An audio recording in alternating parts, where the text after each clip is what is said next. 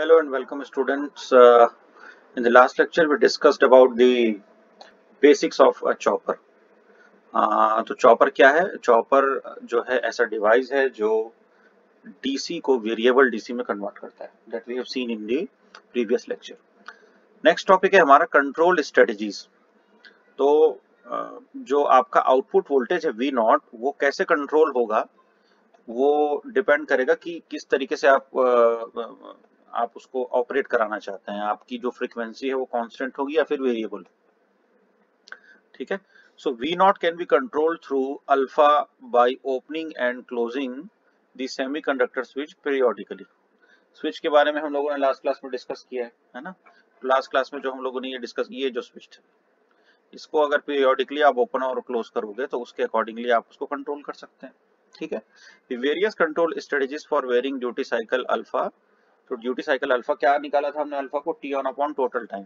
तो T on upon T, ये जो है आपका क्या था? टोटल आपका अल्फा था. Constant frequency system. In this scheme the on time T on is varied but chopping frequency F is kept constant. ठीक है.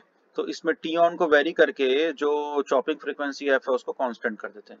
Variation of T on means adjustment of pulse width. Variation of T-on means adjustment of pulse width.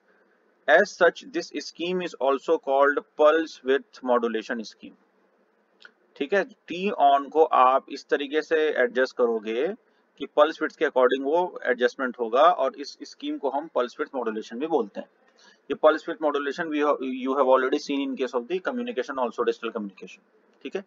तो this scheme has also been referred to as time ratio control, क्योंकि आप T on को control कर रहे हो इसलिए इसको TRC भी बोलते हैं बाय सम ऑथर्स. सो फिगर 7.3 में ये इलस्ट्रेट किया गया. ये फिगर 7.3 है, principle of pulse width modulation. इसको अपन समझते हैं. Here chopping period T is constant. जो टी है ये है टोटल चॉपिंग पीरियड. ये टी जो है टोटल पीरियड है. T on equals to 1/4t. तो टी ऑन जो है ये टोटल टाइम पीरियड का 1/4 है. T on is 1/4 of the total time period. इसलिए अल्फा को हम क्या लिखेंगे? 0.25 या फिर 25%. ठीक है. और बी में जो टी ऑन है वो 3/4 है. बी में टी ऑन 3/4 है टोटल टाइम पीरियड का. ये टोटल टाइम पीरियड है और ये 3/4. 75% है यहाँ पे आपका जो अल्फा है, या 0.75 आप लिख सकते हैं इसको. Ideally alpha can be varied from 0 to infinity. Therefore, output voltage V0 can be varied between 0 and source voltage Vs. जितनी सप्लाई आपकी है उतने तक के आप वेरिएशन कर सकते हैं. 0 से स्टार्ट करके आप पूरे सप्लाई वोल्टेज तक जा सकते हैं. ये हो जाता है इसकी बात. उसके बाद आ जाते हैं अपन वेरिएबल फ्रीक्वेंसी स्पेक्ट्रम पे. ठीक है. ये हो गई आपके टाइम रेशियो कंट्रोल की बात हो गई है ना, जब आपने फ्रीक्वेंसी को क्या रखा था? कांस्टेंट रखा था. In this scheme, the chopping frequency f या फिर चॉपिंग पीरियड t, क्योंकि f और t के बीच में कैसा रिलेशन होता है? इनवर्स रिलेशनशिप होता है. फ्रीक्वेंसी इक्वल्स टू 1/t और टाइम इक्वल्स टू 1/फ्रीक्वेंसी. तो इसको हम लोग वेरी कर सकते हैं either by varying the on time t, either on time t on is kept constant या फिर off time t off is kept constant. या तो आप ऑन को कांस्टेंट कर दो या तो ऑफ को कांस्टेंट कर दो. उसके हिसाब से भी आप इसको वेरी कर सकते हैं.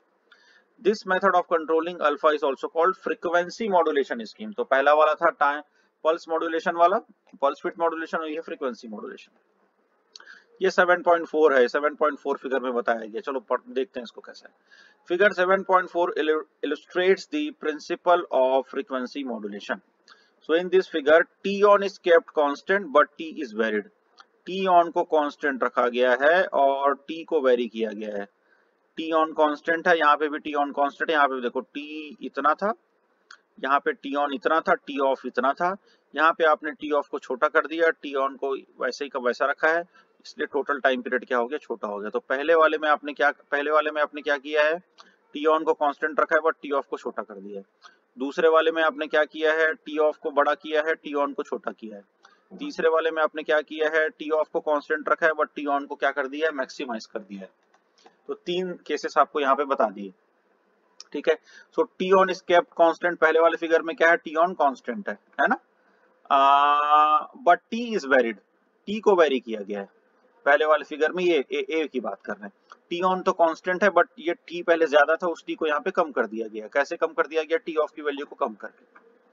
ठीक है, in this upper diagram T on equals to 1/4t, इसलिए अल्फा क्या है 0.25 है, मैंने बता दिया कैसे निकालते हैं। लोअर डायग्राम जिसमें आपका सेकंड वाले फिगर पे अपन जाएंगे, तो ये 3/4 है आपके, कौन है 3/4 आपके टाइम का, T on equals to 3/4 of the T, so that alpha equals to 0.75। अच्छा, यहाँ पे ये टी ऑन, इस केस में टी ऑन क्या है 3/4 है इसका, इस पूरे टी का। इस केस में अगर आप देखेंगे तो ये 1/4 है, लेकिन इस केस में अगर आप देखेंगे क्योंकि टोटल टी कम हो गया ना, तो ये 3/4 हो गया। ठीक है, फिगर बी में जाएंगे तो टी ऑफ को कांस्टेंट रखा है हम लोगों ने, टी ऑफ कांस्टेंट हो गया फिगर बी में, इसको आप बिल्कुल वेरी नहीं कर रहे हो टी ऑफ को, और आप किसको वेरी कर रहे हो फिर, टी को वेरी कर रहे हो टी ऑफ के अकॉर्डिंग, है ना। टी ऑफ को कांस्टेंट रखा है, टी ऑन के अकॉर्डिंग टी को वेरी कर रहे हैं। तो T on 1/4t, so that alpha is equal to 0.5 in the lower diagram, T on equal to 3/4। मतलब आप जो है, या तो आप क्या करोगे, फ्रीक्वेंसी को वेरी कैसे कर रहे हैं भाई, टोटल टाइम पीरियड को वेरी करके आप फ्रीक्वेंसी को वेरी कर रहे हो। यहाँ पे टी की वैल्यू ज्यादा है, इसलिए आपकी फ्रीक्वेंसी कम है, यहाँ पे टी की वैल्यू कम है तो फ्रीक्वेंसी ज्यादा होगी। ठीक है, टाइम और फ्रीक्वेंसी का रिलेशनशिप इनवर्स है। यहाँ पे आप टाइम बढ़ा के क्या कर रहे हो, फ्रीक्वेंसी को कम कर रहे हो, यहाँ पे आप टाइम को कम करके फ्रीक्वेंसी को क्या कर रहे हो, बढ़ा रहे हो। तो इस तरीके से हम इसको देख सकते हैं। So the chopping frequency has to be varied over a wide range for the control of output voltage and frequency modulation. Filter design for such wide frequency variation is therefore quite difficult. तो क्योंकि wide range हो जाता है आपके frequency का, इसलिए उसके लिए जो फिल्टर डिजाइन करना है वो डिफिकल्ट हो जाता है जब हम फ्रीक्वेंसी मॉड्यूलेशन टेक्निक की बात करते हैं।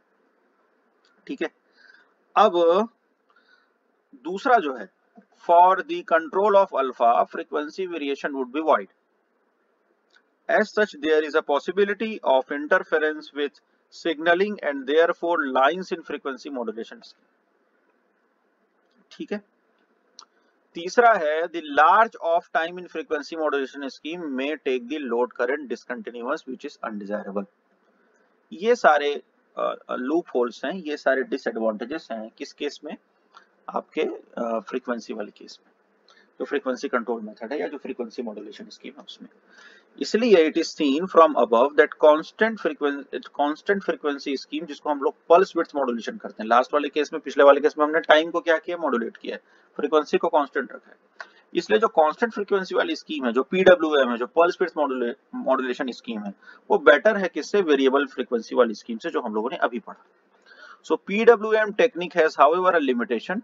In this technique, T-on cannot be reduced to near zero for most of the commutation circuits used in the choppers. As such, low range of alpha control is not possible in PWM. ठीक है, this can however be achieved by increasing the chopping period of the chopper. इसको हम achieve कर सकते हैं chopping period को बढ़ा के, चॉपर के चॉपिंग पीरियड को बढ़ा के आप इसको अचीव कर सकते हैं। ठीक है, तो ये सारी चीजें हैं आपके कंट्रोल स्कीम में आती है। ठीक है, नेक्स्ट टॉपिक है हमारा स्टेप अप चॉपर्स का। स्टेप अप चॉपर कैसे हम डिफाइन करते हैं उसके बारे में ये पूरा टॉपिक डेडिकेटेड है।